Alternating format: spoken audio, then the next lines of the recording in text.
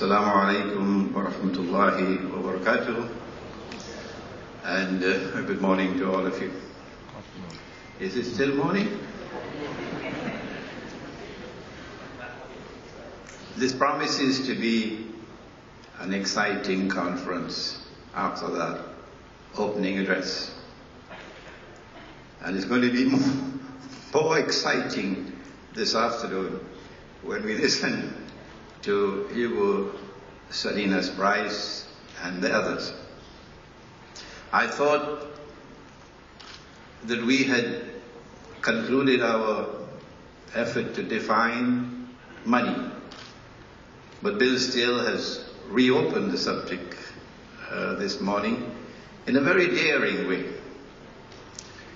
Our conference must ensure that we explain issues relating to money in a manner that can be readily understood, not only by those who are present here in this gathering in Kuala Lumpur, in Malaysia, but also by the hapless multitudes around the world, many of whom are listening to us and viewing us on the internet, who know little or nothing of the subject, but who look to us for guidance. And hence there is an imperative for simplicity and for clarity while avoiding the use of technical jargon. However, we must provide an adequate explanation for the term petrodollar, since our view is that it is symbolically present in a hadith or a saying of Prophet Muhammad, peace be upon him, on which this presentation is based. We must reveal the staggering role that it has played and still plays in sustaining today's unjust monetary system, as well as the equally unjust international banking system. Both of these are absolutely unique phenomena in human economic and monetary history.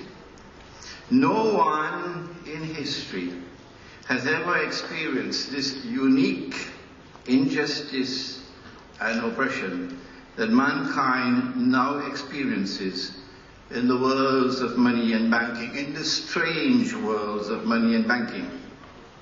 And this perhaps explains partly the strange ignorance of the reality of the subject. Our view is that petro money has an even more sinister role to play in the new monetary system which will emerge to replace the present one, consequent upon the demise of the US dollar.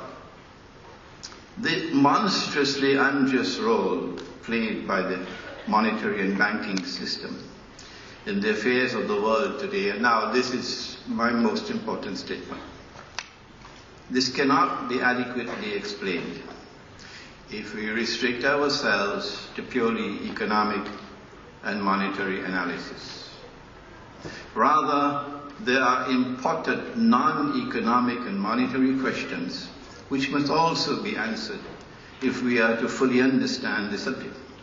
For example, gold and silver have continuously functioned as money, at least in our history.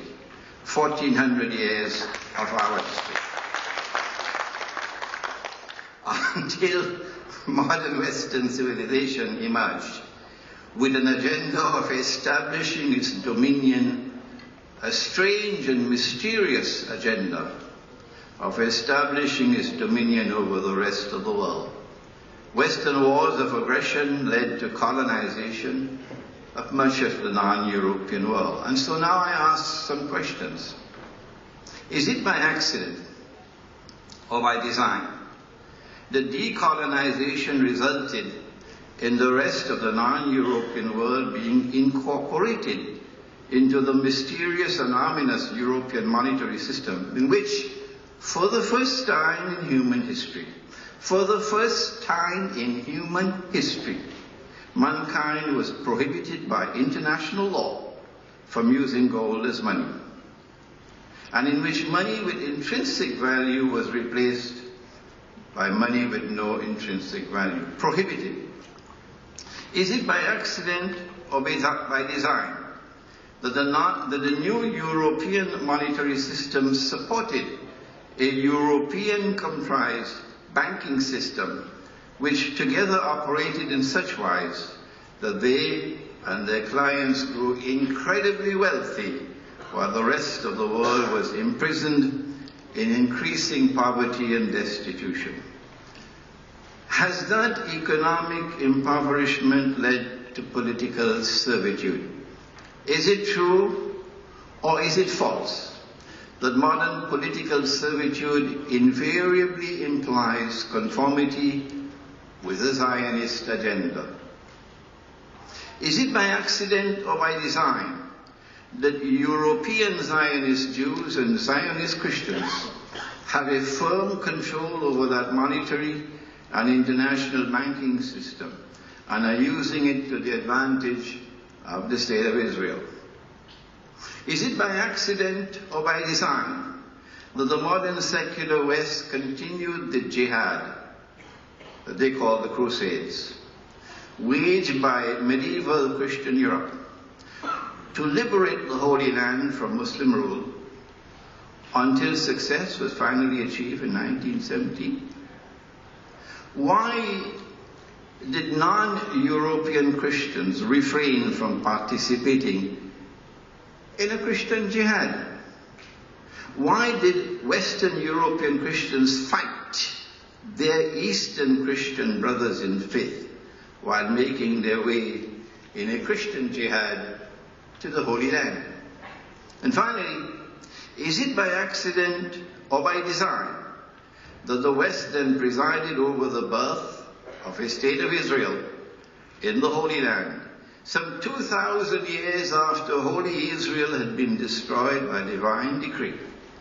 And the Jews were then brought back, sometime by hook and sometime by crook, to reclaim the Holy Land as their own some 2,000 years after they were expelled from it by divine decree. Did all of the above take place by accident? Or was it part of a grand design that would eventually make it possible for Israel to rule the world?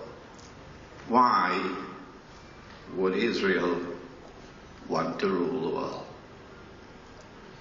The Quran has declared that it has come to explain all things. It's Surah Al-Ma'idah, Surah number 16, verse 89. And we have some of our books, Jerusalem and the Quran, the gold dinar and silver dirham, Islam and the future of money, in which we have turned to the Quran and turned to the Hadith to try to provide answers to these questions. And what these answers indicate is that there is an eschatological dimension to the subject of contemporary world affairs, which is absolutely indispensable for proper understanding of the subjects of money and of banking. And at the heart of that explanation is the return of the true Messiah, Jesus, the Son of Mary. Peace and blessings of Allah be upon them both, who when he returns will rule the world from Jerusalem. And at the heart of that explanation is the advent of a false Messiah who will attempt, prior to the return of the true Messiah, to impersonate the true Messiah. If he is to successfully impersonate him, he would have to do the following. Number one, liberate the Holy Land for the Jews. He's already done that. Number two, bring the Jews back to the Holy Land to reclaim it as their own. He's already done that.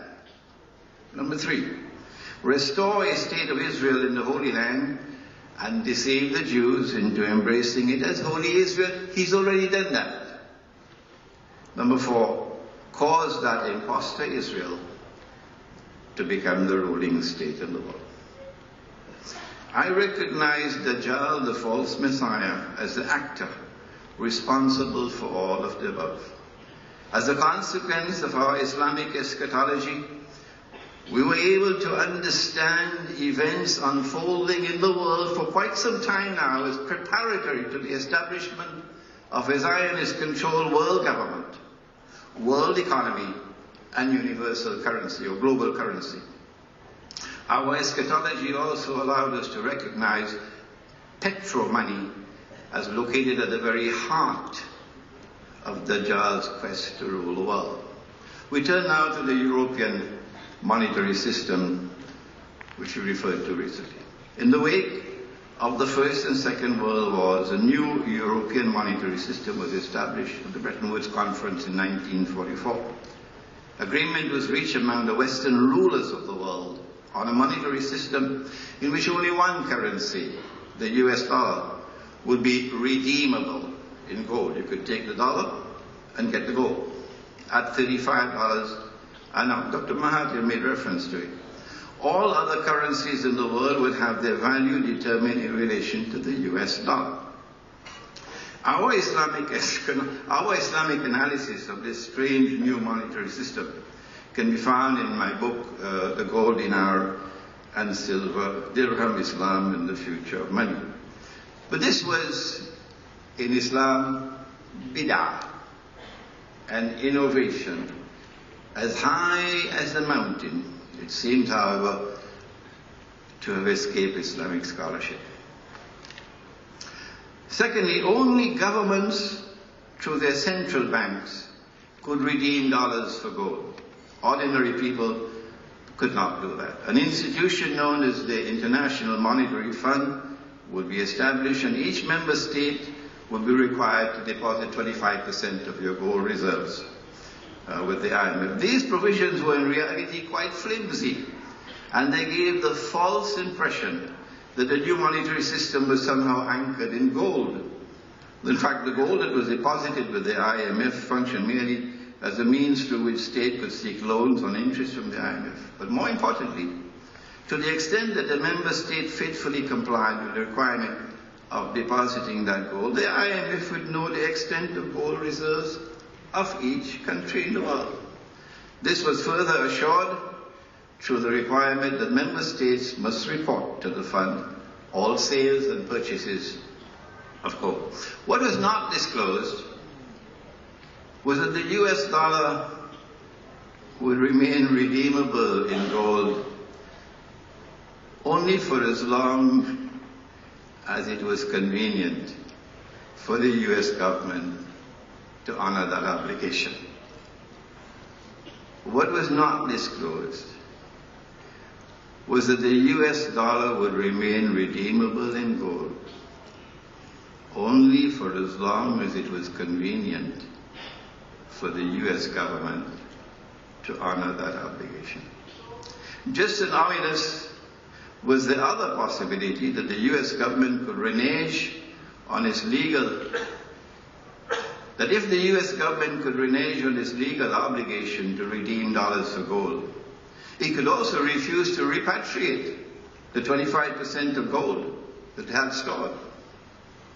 Let us pause for a moment to remind those who are unaware that the US government has already abandoned its legal obligation to redeem dollars for gold, and now refuses to even audit the gold belonging to the rest of the world that is stored in the United States of America.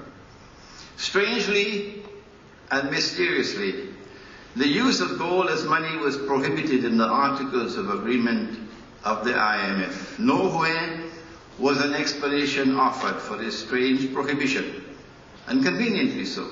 No one asked for an explanation, not even the scholars of Islam. What are the likely reasons why the Articles of Agreement of the IMF prohibited the use of gold as money? I'm venturing to offer an answer.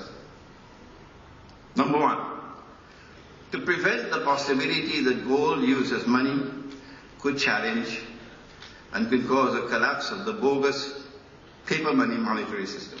Number two, to ensure that gold belonging to the rest of the world but stored in the United States would remain undisturbed in US territory until the time arrives when the monetary system of paper money collapses. The world then returns to gold as money, as it's coming. At that time, the legal prohibition for the use of gold as money would be removed. And the gold stored with the Zionist owned and controlled Federal Reserve Bank in New York would then be secretly and illegally transferred to Israel. That transfer, in fact, may already have taken place. And so the Israel rule over the world of money would remain unchallenged and unchallengeable. The gold stored in the United States will remain largely undisturbed, since there will be no reason for a member state to seek repatriation of its gold. What would you do with the gold? You can't use it as money. And number three, once the member states of the IMF had deposited 25% of their gold reserves with the IMF, and member states had begun to take IMF loans that were secured by that gold, it would then be possible to encourage them to store more and more of their gold reserves with the IMF. And if they held on to their gold, they could not use them in any way. And so the provision of the Articles of Agreement prohibiting the use of gold as money opened the way for the United States to eventually be entrusted with the storage of most of the gold reserves in the world. Excuse me.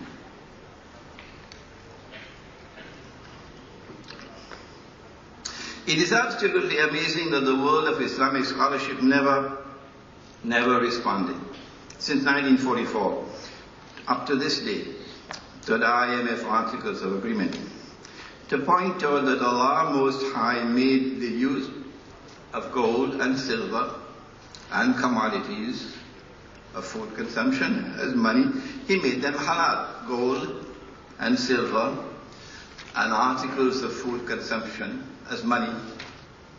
He made it halal.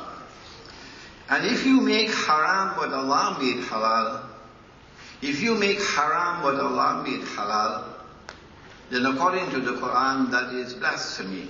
That's shirk. The one sin that Allah would not forgive. Allah had made the use of gold and silver and commodities of food consumption as money halal. I don't have the time to define money more than this in my presentation. And if you make haram what Allah made halal, that is shirk, according to the Quran, Surah At-Tawbah. And shirk is blasphemy.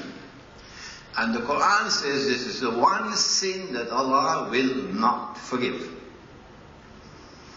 If we then use that money, which is substituted, what Allah had made halal, they made haram, and what they have substituted for the gold, or for the real money, we then use it, we also now join in the shirk. It is absolutely amazing that the world of Islamic scholarship failed to recognize that since money in the Quran and Sunnah was always money which had intrinsic value. The value of the money is in the money and created by Allah, not by George Soros. If Allah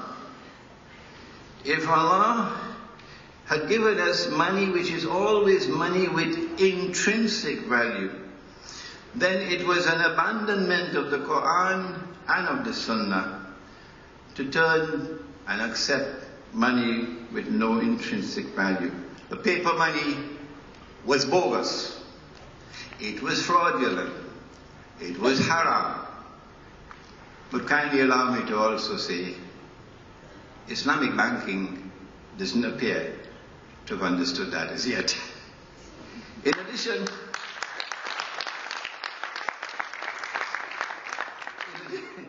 addition, one of the most important functions of the IMF was to provide loans on interest. It used to be usury, but usury became a loaded word, like homosexual had to be changed to gay. So usury had to be changed to interest. One of the most important functions of the IMF was to provide loans on interest to member states. These loans, of course, will be provided from funds deposited with the IMF by such member contributors of the USA. and gold deposited with the US, with the IMF, could be used to secure such loans. But Allah Most High, in the Quran, in the Torah, in the Gospel, prohibited money being lent on interest. Money has no time value, not with the God who created us. He had prohibited money being lent on interest. And the IMF became the money lender with whom Allah and His Messenger were waging war, and with whom the Prophet ﷺ had issued a curse. He cursed all four: the one who took riba, the one who gave riba, the one who recorded the transaction, and the two witnesses. Despite all of the above, the strangely silent world of Islamic scholarship saw nothing and did nothing to warn Muslims and to prevent Muslim membership in the IMF. In fact, the only challenge to the new international monetary system that emerged in the first 25 years of its existence came from France. I wish I had the time to tell you what de Gaulle, President Charles de Gaulle, did, but the French challenge eventually led to the United States reneging on its obligation to redeem dollars for gold. And so Bretton Woods collapsed in August 1971. Would Islamic scholarship now take the opportunity, with the collapse of Bretton Woods, to articulate an Islamic conception of money and of a monetary system? My research has led me to only one book, written by Umar Chapra, entitled Towards a Just Monetary System. Other than that, the world of Islamic scholarship remained mysteriously silent. Nor were the French able to grasp the opportunity presented by the collapse of Bretton Woods in August 1971 to lead an effort for the establishment of a new and a better monetary system. Instead, within just 2 years of the collapse of Bretton Woods, the Americans pulled the rabbit.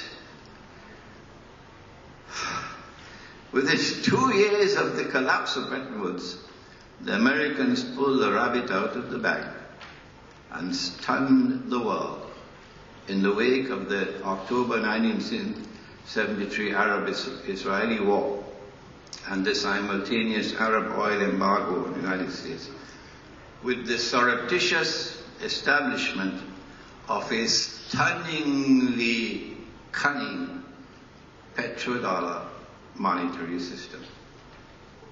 What was that system? Before we turn to it, let us quote the hadith of Prophet Muhammad ﷺ, on which this paper is based. The Prophet said, Allah's blessings be upon him, that among the signs of the last day is that the river Euphrates would uncover a mountain of gold. He said that people would fight for that gold, and 99 out of every 100 would be killed. But each one of them would expect to be the 1 in 100 who would survive. He went on to warn that whoever is present at that time should not take of that gold. Sahih Bukhari. The river Euphrates did uncover a mountain of gold less than 100 years ago. It was black gold, namely oil. And there have been constant wars, one after the other since that time, for control over that black gold. We'll explain in a moment how the petrodollar came into being when an ocean of oil commenced functioning as a mountain of gold in a new petrodollar monetary system. However, the world still has to experience such wars over which 99 out of every 100 would be killed, meaning wars with such weapons of mass destruction, which would cause such colossal deaths. It is unclear whether those wars over the mountain of gold would culminate in the Malhama, or the Great War prophesied by the Prophet. Such a great war would substantially reduce the human population in the world, and then tiny Israel would have far less difficulty in ruling the world. Our view is that we were prohibited from taking any of that mountain of gold, because that monetary system in which oil will now be used as gold would function as an instrument for the enslavement of mankind. To the extent that we used it, we would eventually be enslaved. And now the road to the petrodollar. There's evidence which strongly suggests that the Arab-Israeli War of 1973 was stage managed. It led to the Arab-Israeli War and the oil boycott of the United States. It led to the spectacular rise in the price of oil from $3 a barrel to $12 a barrel, 400% rise in the price of oil. The spectacular rise in the price of oil not only benefited the American and British-owned oil companies, but also, more importantly, the largely Arab oil-producing countries. The windfall in Arab oil revenues created an opportunity that was cleverly exploited by the United States to seek to replace a monetary system based on gold, or superficially based in gold, as Bretton Woods, with a new one based on oil. In other words, the Americans wanted oil to function as gold in a new petro-monetary system.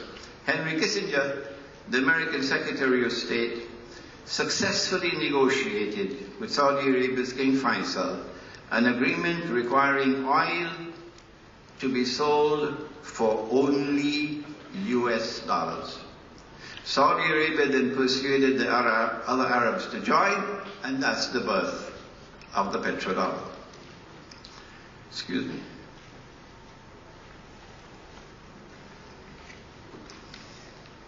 The Saudi king is unlikely to have realized that he had signed into the creation of an evil monetary system that was prophesied by his own prophet. As a result of that agreement, oil now functioned as gold on behalf of the US dollar.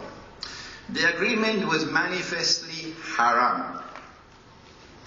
Prophet Muhammad ﷺ insisted on the preservation of a free and fair market. Any agreement requiring oil to be sold for only US dollars constituted a violation of the free market. And since the US dollar could no longer be redeemed for gold, it was also a violation of the fair market. The United States no longer had to bother about the relationship between gold reserves and the quantity of US dollars in circulation. No. The price of gold could rise to infinity without posing any real threat to the US dollar. In other words, an opportunity was created for the Federal Reserve to create as much money as it wanted, with the sky as the limit, and to then feed that money into the banking system. And as the banks lend that money on interest, the newly created money would then be legally recognized as money. Indeed, the world has moved away from printing paper, as Dr. Mahathir explained this morning. All you have to do is sign a check for $7 trillion.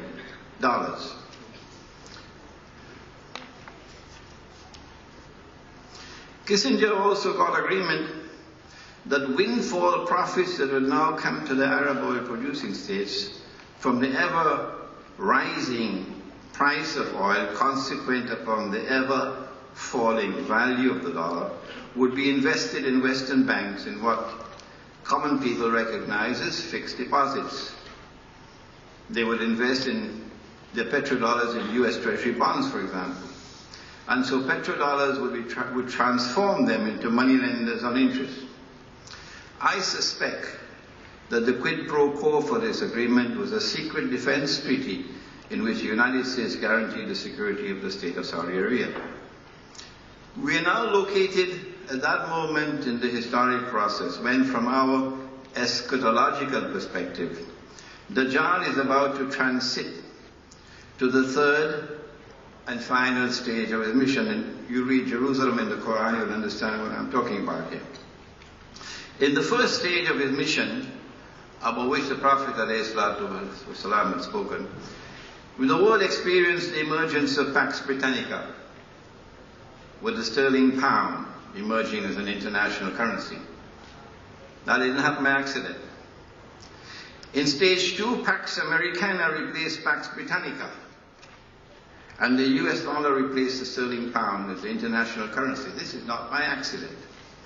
And our view, expressed in Jerusalem in the Quran, which was published in 2002, is that Pax Judaica will replace Pax America, and a new international currency will replace the US dollar. We do not know whether that new international currency would be the Israeli shekel or the bankol, or whether the Zionist bankers will coin a new name for electronic money. Whatever be the name of that new international currency or global money that would succeed the US dollar, it should be clear that it will be based on the same petro money foundation as the petrodollar. This would not be possible without an alliance between Israel and the Arab oil-producing states, Saudi Arabia in particular. So we are now able to understand more clearly why Prophet Muhammad, Allah's blessings be upon him, made that ominous declaration concerning Najd. That's where the Saudi rulers have emerged, Najd. He said that from Najd would come the horns of Satan.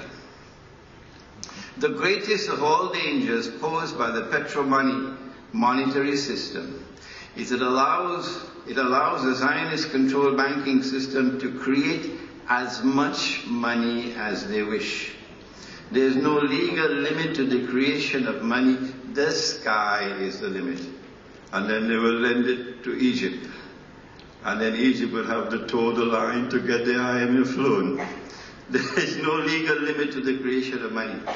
The wealth can then be used to enslave those who oppose Israel, while enriching those who support Israel.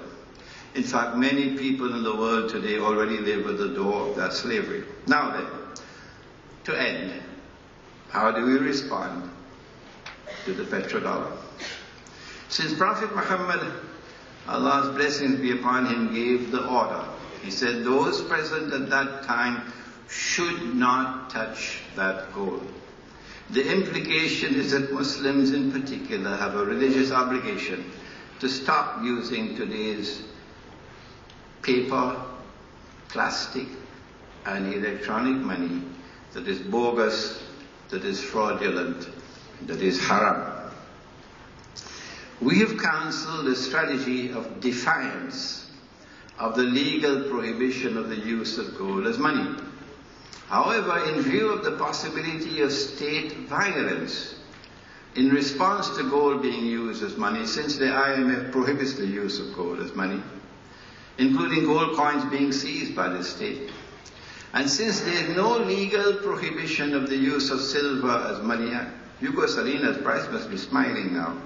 Since there is no legal prohibition of the use of silver as money, Muslims should now lead the rest of the world, or join with the rest of the world, rather, in creating markets in which silver dirhams will be used as a medium of exchange.